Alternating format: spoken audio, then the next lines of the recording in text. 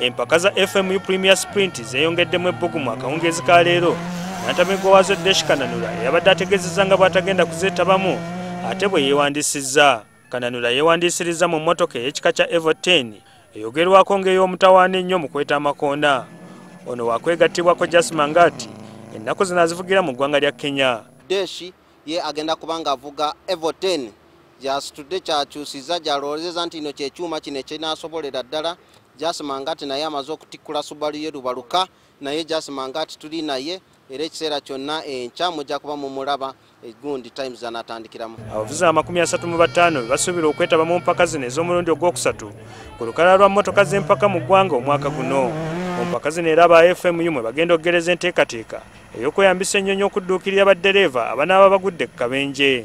Egenda okujja helikopita yammwe mugibeere kumpi, twagala tubawo akaseera mukube obufaananyi mukole bu vidiyo ulabe ba pilot mwogere nabo kubanga eno helikopita yammwe. Wabula abawagizi balabuddwa obutavuga ndiima nga bagenda ebusiika olunaku lw'enkya. Empaka za Digi ze zigenda okujja abalabi ekifu ku maaso. Sam Mpoza, NTV.